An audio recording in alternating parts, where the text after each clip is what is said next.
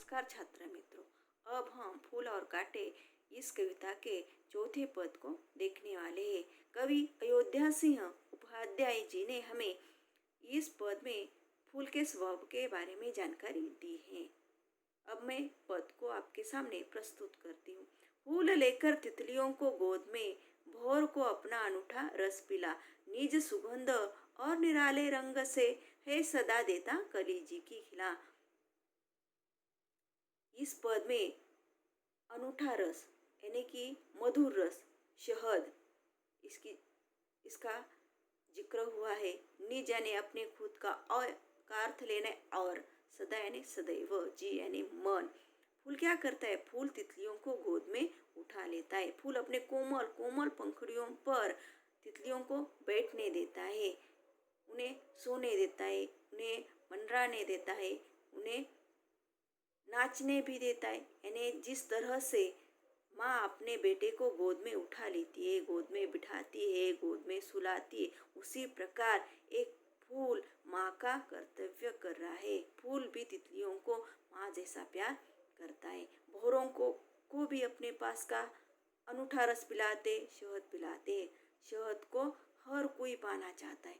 शहद को पीने की लालसा हर एक व्यक्ति के मन में होती है। शहद एक औषधि भी है। औषध के रूप में भी शहद का इस्तेमाल किया जाता है। शहद उपयोग में लाई जाती है। इसी प्रकार इस शहद को पीने के लिए भोर जब फूल के पास चले जाते हैं तो बिना कुछ कहे, बिना कुछ हिचकिचाहट के फूल अपने पास का मधुर रस, अनूठा रस यानी शहद भौरों को दे देते हैं। अपने पास की जो सुगंध है और रंग है सबको दे देते हैं। अपने पास की जो सुगंध होती है उससे सब वातावरण को वह प्रसन्न कर देते हैं। और अगर अपना माहौल अच्छा है तो सब खुशी खुशी से रहते हैं। सबको खुशी देने का काम फूल करते हैं। फूलों की इत्र बनाई जाती है। अलग अलग सुगंध के फूल की अलग अलग इत्र बनाई जाती है। गुलाब की, मोगरे की, चमेली की, अलग अलग फूल की गंध की इत्र अलग अलग होती है। उनके रंग अलग होते। इसी कारण सब तरफ फूल ही फूल अगर दिखाई देते हैं हमें तो हमारा मन क्या होता है? उनकी तरफ आकर्षित हो जाता है। वो सदैव फूल हमें सदैव उनकी तरफ आकर्षित करते हैं। हमारा मन उनकी तरफ चला ही जाता है। साथ ही साथ जो फूल होते, जैसे मैंने बता दिया, इत्र बनाने में काम आते, वैसे कहीं पर हमारे घर में, हमारे माहौल में, कहीं पर भी अगर कोई कार्यक्रम है, उस कार्यक्रम की शोभा बढ़ाने के लिए हम फूल का इस्तेमाल करते, फूल का गुलदस्ता तैयार करते। किसी का जन्मदिन है तो उसे गुलदस्ता भेंट रूप में दिया जाता है। यानी कि बहुत सारे ऐसे फूल के उपयोग है। इसी कारण फूल सबको पसंद है। आगे की जो पंक्तियां है, आगे का जो पद है, वह अब मैं आपके सामने प्रस्तुत करके उसका सरल भावार्थ भी बताती हूँ। है खटकता एक सबकी आंख में, दूसरा है सोता सुर शीश पर। किस तरह कुल की बड़ाई काम दे, जो किसी में हो बड़प्पन की कसर। खटकता, खटकना यानी अच्छा न लगना, बुरा लगना। सोहना यानी शोभा देना। सूर यानी देवता, शीश यानी सिर पर, कसर यानी कमी। है खटकता एक ऐसा है कि सबकी आंखों में खटकता है। कौन है? आपको पता चला कौन है? हाँ, कांटा, बिल्कुल सही। कांटा क्या है? सबकी आंखों में खटकता है। किसी को भी अच्छा नहीं लगता, क्योंकि कांटे का स्वभाव अच्छा होता तो वह सबको पसंद होता। लेकिन ऐसा नहीं है, कांटे का स्वभाव बुरा है, इसीलिए हमें कांटा अच्छा नहीं लगता।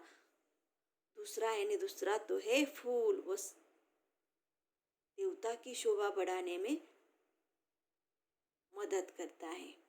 लोग क्या करते, उसे तोड़ते लेकिन फेंकते नहीं, उसे भगवान के चरणों में समर्पित करते। कभी भी भगवान के सिर पर उसे रखा जाता है, यानी कि अच्छा स्थान उसे मिलता है, अच्छी जगह फूल को मिलती है। और अच्छी जगह का कारण क्या है?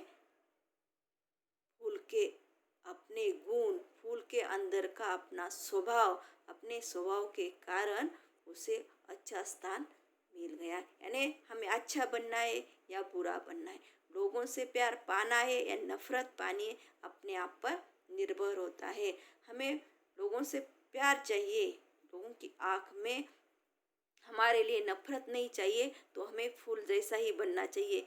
अगर हम फूल जैसा नहीं बने तो हमारे लिए लोगों की आंखों में क्या होगी? नफरत ही नफरत होगी। जिस तरह से हमें कांटे के प्रति नफरत होती है और फूल से प्यार होता है।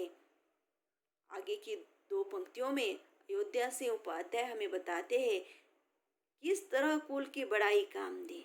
कि कोई व्यक्ति ऐसा है, बहुत अमीर घराने में उसका जन्म हुआ है, उसका वंश, उसका खानदान बहुत बड़ा है, बहुत ऊंचा है, उसके दादा का परदादा का सबका नाम बहुत बड़ा है, उसके पास बहुत पैसा है। लेकिन ऐसे ही घर में जिस बच्चे ने जन्म लिया है, वो बच्चा, वह इंसान किसी की मदद नहीं करता, किसी से प्यार से बातें नहीं करता, तो उसकी बड़प्पन उसमें उसका बड़प्पन नहीं है। कसर अगर उसमें इस बात का बड़प्पन नहीं, किस बात का? दूसरों की मदद करने का बड़प्पन चाहिए, दूसरों की सेवा करने का बड़प्पन चाहिए, सबके साथ अच्छे से व्यवहार करने का बड़प्पन चाहिए, सबके साथ प्रेम से बोलने का बड़प्पन चाहिए। अगर यही बड़प्पन उस व्यक्ति के, उस छात्र के, उस बच्चे के अंदर नहीं है, तो उसके कुल का जितनी भी बड़ाई है वो कुछ काम की नहीं है। इसी प्रकार हमें अगर अपने आप को सबकी नज़र में अच्छा साबित करना है तो हमारे अंदर के गुणों को हमें अच्छा करना होगा। हमारे अंदर जो अच्छे गुण होते हैं, जैसे छात्र है आप, तो छात्रों में किसी से झूठ नहीं बोलना, किसी को गाली नहीं देना, किसी से झगड़ा नहीं करना, बड़ों का सम्मान करना, बड़ों से उल्टा व्यवहार नहीं करना, उल्टा जवाब बड़ों को नहीं देना। इस प्रकार से हमें व्यवहार करना चाहिए। आप सब बच्चे बहुत अच्छे हैं, मुझे लगता है आप अपने आप को फूल बनाएंगे, कभी कांटा नहीं बनाएंगे।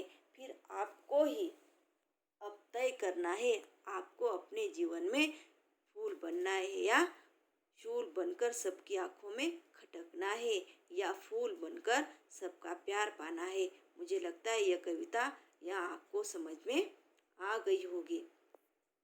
अब इस कविता में दी हुई शब्द वाटिका को ध्यान से देखिए। उसके जो नए शब्द है वह लिख लीजिए। बताओ तो सही में दिया हुआ जो फूल का नाम है, उपयोग है, गंध है, अच्छी तरीके से देखो, समझो और वो लिखो।